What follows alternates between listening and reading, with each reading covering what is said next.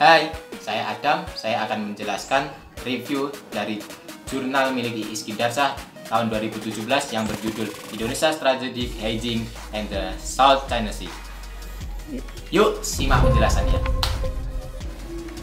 Indonesia adalah satu dari 11 negara yang berada di kawasan Asia bagian Tenggara atau termasuk kawasan Asia Tenggara yang berbatasan langsung dengan Samudra Pasifik di sebelah timur, Samudra Hindia di sebelah selatan, Republik Rakyat Tiongkok di sebelah utara, dan di sebelah barat berbatasan langsung dengan Samudra Hindia, Teluk Benggalan, dan Anak Benua India.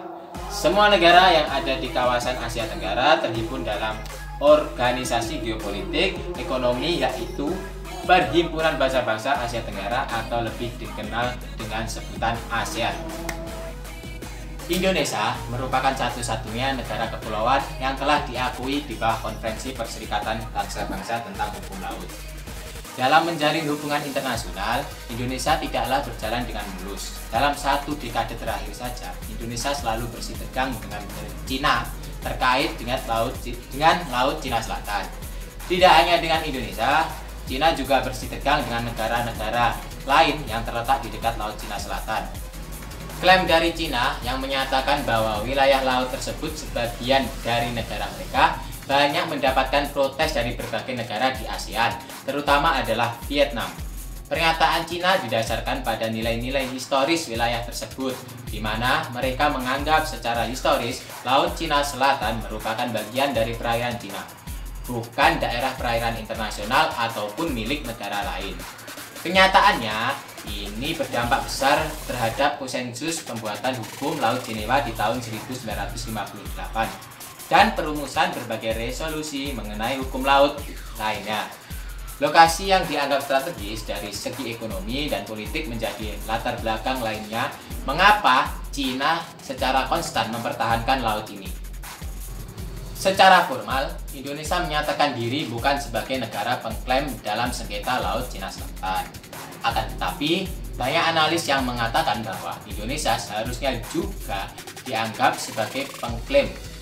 Hal ini didasarkan pada fakta bahwa sebagian wilayah ZEE Indonesia di perairan Natuna juga termasuk dalam wilayah yang diklaim oleh Tiongkok. Dengan demikian, ada tumpang tindih antara wilayah Tiongkok dengan wilayah Indonesia.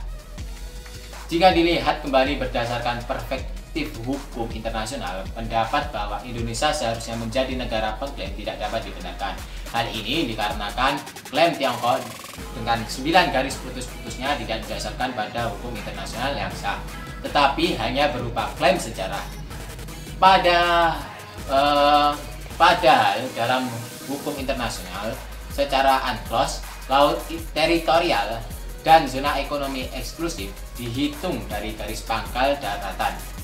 Jika daratan terdekat adalah pulau-pulau dispartly, maka baik laut teritorial maupun ZEE negara pengklaim tidak akan bersinggungan dengan laut teritorial dan ZEE yang ada di Indonesia.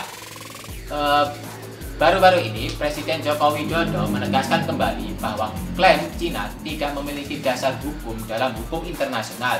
Dengan posisi ini, Indonesia membuka peluang dirinya untuk dapat berperan menjadi pihak ketiga dalam proses penyelesaian sengketa Laut Cina Selatan. Peluang ini tidak akan diperoleh jika Indonesia menyatakan dirinya sebagai negara pengklaim, jika berarti menjadi aktor langsung dalam sengketa tersebut. Secara hukum tidak ada yang mengakui klaim yang dilakukan Cina karena memang tidak ada dasar hukumnya sama sekali. Namun, mereka tetap menganggap itu miliknya berdasarkan historis. Sehingga negara-negara yang memiliki hak ZEE yang ikut diklaim seperti Malaysia, Brunei Darussalam, Filipina, Vietnam, Taiwan, serta Indonesia yang masuk dalam garis 9 putus-putus tidak terima dengan klaim tersebut. Dijelaskan dalam UNCLOS 1982 mengenai pengaturan penarikan batas hak kepemilikan wilayah perairan laut, pasal 3 UNCLOS, bahwa setiap negara mempunyai hak untuk menetapkan lebar laut teritorialnya sampai suatu batas yang tidak melebihi 12 mil laut, diukur dari garis pangkal yang ditentukan sesuai dengan konvensi. Pasal 33 ayat 2 Unclos 1982, zona tambahan tidak dapat melebihi dari 24 mil laut dari garis pangkal dari mana lebar laut teritorial diukur. Dan di pasal 57 dijelaskan juga bahwa setiap negara berhak untuk menetapkan ZEE-nya dengan cara tidak boleh lebih dari 200 mil laut diukur dari garis pangkal yang sama, yang digunakan untuk mengukur lebar laut teritorialnya, serta membahas pula mengenai yurisdiksi negara pantai, serta hak-hak dan kebebasan-kebebasan yang dinikmati oleh negara-negara lain. Artinya, setiap hukum tidaklah benar apabila Cina mengklaim wilayah laut Cina Selatan adalah miliknya, apalagi memanfaatkan laut kekayaan alam tersebut beserta isinya, sehingga membuat negara wajib melindungi dan memperjuangkan atas apa yang menjadi hak-haknya. Hak berdaulat negara pantai atas ZEE terbatas pada eksplorasi dan eksploitasi sumber daya hidup dan non-hidup. Jarak kontinental tidak dapat diperpanjang melalui batas 350 mil laut dari garis pangkal wilayah. Hak berdaulat negara pantai atas landas kontinen dikurangi untuk eksplorasi dan eksploitasi sumber daya non-hidup. Ketegangan di Laut Cina Selatan mencapai tahap konflik bersenjata. Hal tersebut akan berdampak terhadap kedamaian dan keamanan kawasan. Secara politis, hal tersebut akan menempatkan Indonesia dalam posisi yang sulit. Indonesia yang selama ini tidak menjadi bagian dari negara mengklaim bagian Laut Cina Selatan, dan lain pihak dengan Cina yang juga menyebutkan bahwa ada permasalahan klaim tumpang tindih wilayah maritim dengan Indonesia. Namun dengan demikian, secara faktual, klaim Cina atas wilayah ini didasarkan pada garis 9 putus-putus dan apabila direkomendasikan akan memotong garis batas landas kontinen Indonesia yang telah disepakati dengan Vietnam dan Malaysia, serta memotong klaim batas ZEE Indonesia. Cina secara konsisten melakukan aktivitas yang cukup provokatif dengan mengirimkan kapal negara untuk melakukan pengawalan kapal nelayannya hingga ke selatan dan memasuki zona ekonomi eksklusif Indonesia. Sesuai dengan kedaulatan yang diberikan oleh pasal 2 Unclos 1982, negara pantai dapat memberlakukan semua peraturan hukumnya, bahkan hukum pidananya sekalipun terhadap kapal tersebut, asalkan pelanggaran tersebut membawa dampak bagi negara pantai atau mengganggu keamanan negara pantai sebagaimana yang telah ditentukan dalam pasal 27 ayat 1 Unclos 1982. Akan tetapi, jika unsur-unsur yang disebutkan tidak terpenuhi, maka negara pantai tidak dapat menerapkan yurisdiksi pidananya terhadap kapal tersebut.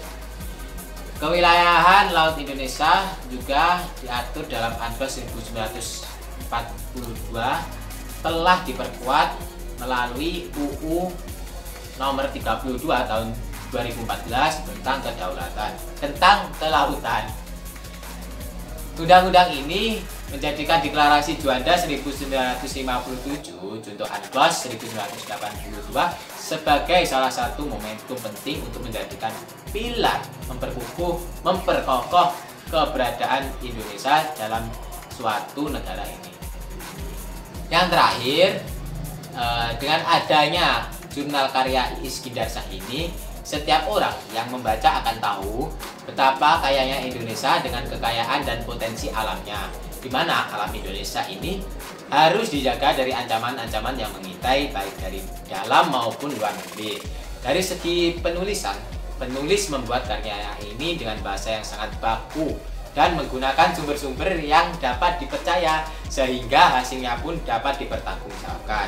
Untuk kedepannya, semoga jurnal ini dapat diperbaiki agar semakin bagus dan semoga penulis semakin produktif menghasilkan karya-karya yang baru yang bermanfaat bagi orang lain. Terima kasih.